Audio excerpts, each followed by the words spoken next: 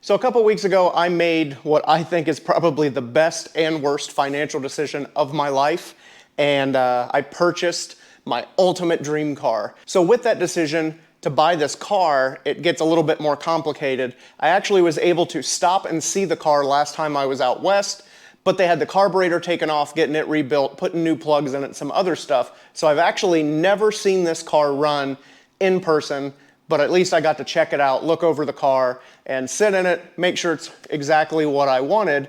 And so I went ahead and bought it, even though I've never heard it run. And then I had one of my friends, Lucas, he went out and picked the car up for me, and he took it back to his shop in Silt, Colorado, and he's gonna do some street prep for me because this car has never been a street car in its life. It's been a race car since it was imported into the States in 1993. So he's gonna put new tires on it, because right now it's got racing slicks on there, and he's just gonna do a once over. It has been sitting for a while, so he's gonna do a fluid change, new tires, just give it a once over, because the kicker is, I'm not just driving out and picking this up in the enclosed trailer. I'm flying out to Colorado, and my buddy Jimmy is meeting me there, and we're going to drive this car home from Silt, Colorado to Cincinnati. So right now I'm not really gonna tell you what that car is. I kinda want it to be a surprise once we get there. I am gonna document the journey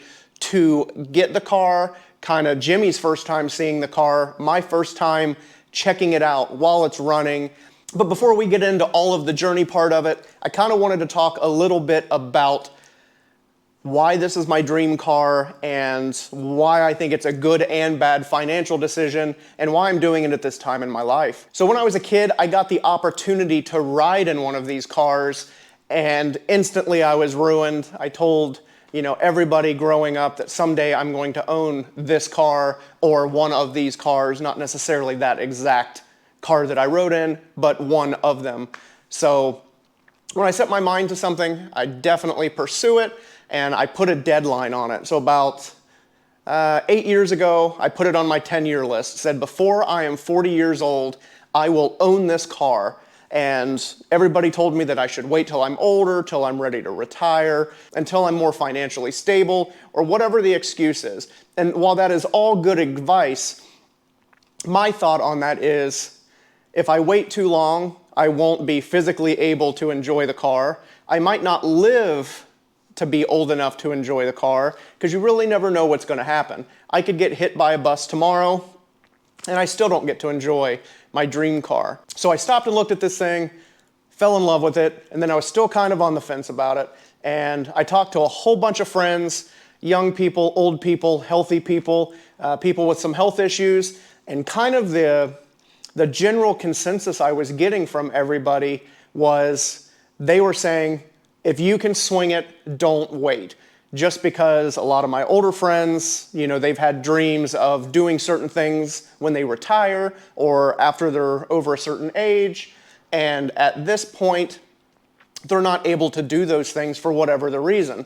And that really kind of got me thinking about, should I wait or should I just suck it up and suffer and buy my dream car and get to enjoy it?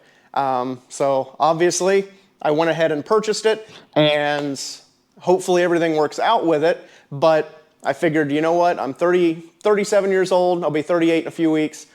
Now is the time to where I can enjoy it, do the things I want to do with it, and if it gets to a point, I can sell it if I can't drive it anymore or if I need the money. So that's kind of where I'm at with it.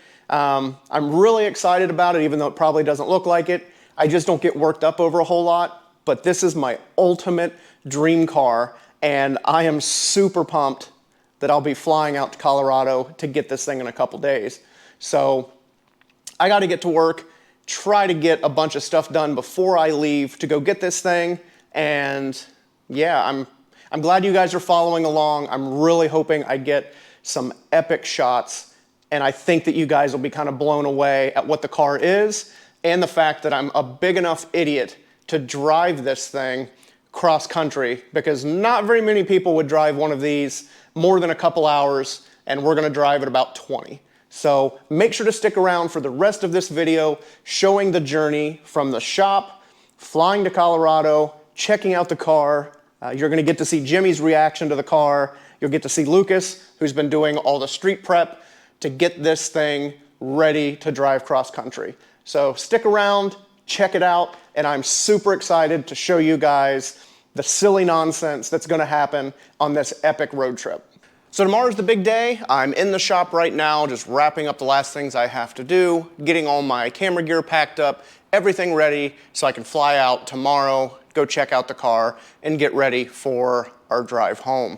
So one thing I forgot to mention a little bit earlier in this video, and it's kind of becoming a realization because tomorrow's the day that I have to go out, is that we are having a pretty extreme heat wave kind of in the Midwest and farther out west, and this car does not have roll down windows, it doesn't have air conditioning, it has 0 creature comforts. So it's gonna be around 94 to 100 degrees outside, so it's gonna get nice and hot in this car. So we're gonna figure that out on the road. I don't know if we're gonna have to sit on bags of ice, dump bags of ice on the floor to help keep everything cold. I'm not sure, but it's going to make the adventure kind of miserable, but kind of exciting at the same point because we don't know what we're gonna get into. So that's gonna add a little bit of a twist into our road trip home. Not only are we going to be in an amazing car, but we're going to have to deal with some pretty high temperatures in a car that has pretty much no test time. It's got about 300 miles on it, so it's gonna be a real adventure to get everything dialed in and operating on a 20-hour road trip home. I've also talked to a couple people that have wondered why I am wanting to drive the car home and why that's a big deal to me. So I'll explain that a little bit in this section here. So for me, I'm not big on having cars that you can't do anything with. Like my Daytona, I did 10,000 miles in it the first season I had it. It's been coast to coast a couple times. It's been all over the country, and I drive the wheels off of it. Just the other day, the Daytona crossed 33,000 miles. So when I have a car, I like to drive it and enjoy it, and I do that more than show it. Like, I don't go to car shows, I don't do any of that stuff. So when it comes to my personal cars, I don't build them or buy them or show them for other people's satisfaction. I get those cars or build these cars because it's what I want and I want to enjoy them. So going to a parking lot and sitting and letting people look at my car isn't really my cup of tea. I'd rather be out on the road or on the track driving them the way they were intended. Sometimes not so much as they were intended, but driving them nonetheless. So with that, when me and Jimmy became really good friends, I kind of filled him in on my 10-year plan of getting this car. And I said, hey, when this happens, we're gonna buy it somewhere far away. Me and you are gonna fly out and we're gonna drive this thing home. And I'm not sure if he really believed me. Maybe later on in this video, he can add to that and see if he thought I was just full of shit or if he took it serious. But I'm a man of my word. I did exactly that. So me and Jimmy are gonna fly out and drive this car home, use it as a car for what it's intended to do, and that's drive. So that's the reason why I don't wanna just pay a shipper to bring it in and drop it off in the parking lot, because where's the fun in that? It's all about the adventure for me. Bringing my friends along, having a killer adventure. Owning a car is just owning a car, but driving one of these cars across country or any old car or hot rod or race car is just a different feeling. Like, I've driven a Model A Roadster across country, the Daytona, bunches of old cars and new cars, and you just don't get the feeling that you do with an old car. So we're going to hit the road, get the experience, give this thing a proper shakedown run. Hopefully it makes it home. If not, we'll fix it on the side of the road, do what we can where we can, but hopefully it goes relatively smooth, and we'll see what happens along the way. I'm gonna keep packing things up, get everything ready. I will see you guys in the morning, either on the way to the airport or at the airport. I'll just kind of let you know what my plan is for tomorrow. We'll get to Colorado, I'll show you guys the car, and we'll move forward on this epic journey in my dream car. All right, so we're on our way to the airport, and the boss is driving me. So I think my plan for today is we're gonna hopefully be in in Colorado around 12:30ish, and then Lucas is going to pick me up. We still have some prepping to do on the car. I want to adjust the carb and get everything dialed in, so we're doing all right, especially with the higher elevation. So I'm probably going to buy a couple sets of jets and a jet tool so we can get the carb adjusted on the way home as the elevation starts to come down as well. So that's kind of our plan for today. Get everything set, rested up, and then leave out first thing tomorrow morning and head east. So hopefully in the next couple hours I'll be on a flight, and yeah, so that's kind of my plan for today. What if you hate driving the car? If I hate driving the car, I don't know.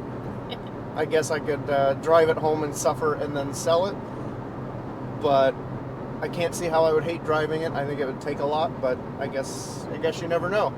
So I'll find out later today if I hate driving it. So stick around as we get to Colorado and I show you guys the car.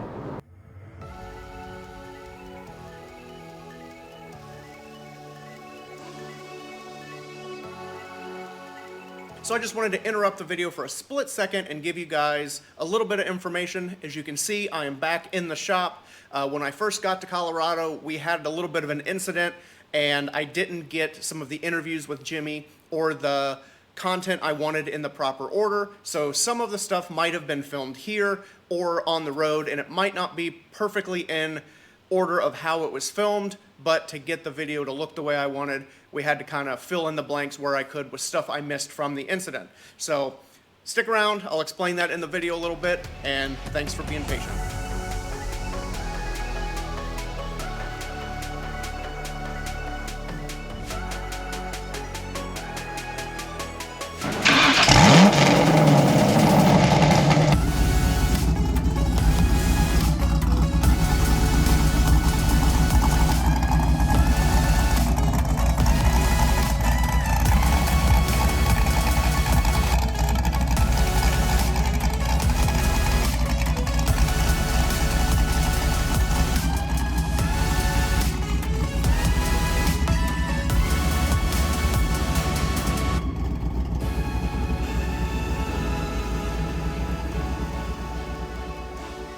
So we still haven't hit the road to get back to Ohio from Colorado yet. We were driving it last night and we had a semi-serious engine fire.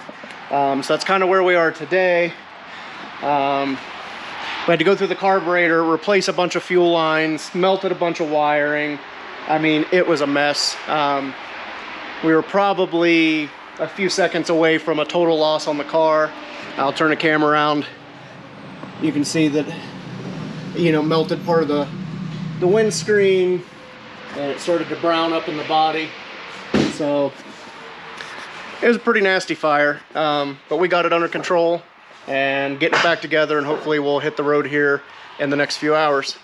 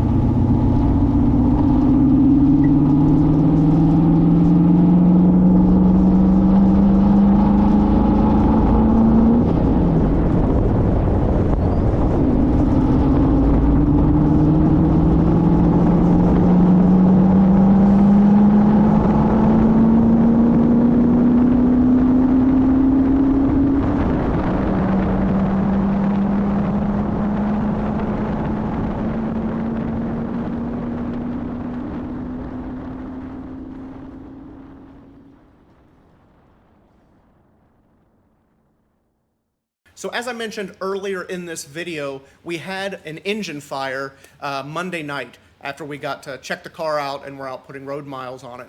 So essentially what happened is it seems we had a fuel line split and it was spraying gasoline everywhere and it ignited, and I mean it was a big issue. It melted the carburetor, the distributor, plug wires, coolant hoses, some of the engine wiring, melted the battery. I mean, it was just an absolute mess. So we had to spend a lot of time Tuesday morning tracking down parts, getting everything put back together to where we could drive it home. I did mention that it was really close to being a total loss on the car, and the car doesn't look too damaged in the pictures and videos, but the main reason that is the fire department showed up right after we got the fire out, and we had went through 2 fire extinguishers, a cooler, we had used all the contents in the cooler, we took our t-shirts off to try to smother the flames, and we used a blanket, and we barely got the fire out. So if it would have continued to burn even for a few more seconds, or we couldn't have stopped it, if the body would have caught fire or it would have burned down into the gas tank, it would have been game over. So we were very fortunate that we were able to put it out, and the car didn't get too damaged, and everything that did get damaged is easily repairable, and we were able to do that in Colorado and still drive the car home. So I didn't get all the footage I wanted because by that point I was kind of over it and I was just ready to get the car home safe, so I didn't get to do all the filming and interviews that I had hoped to do. But in the next video I am going to do a walk around of the car, talk about more of what it is, what kind of GT40 it is, the drivetrain, some of the details on it, and a little bit of the history on this model GT40. So make sure to stick around for the next video where I go over all of that stuff. And thank you guys again for watching, and we will catch you guys on the next one.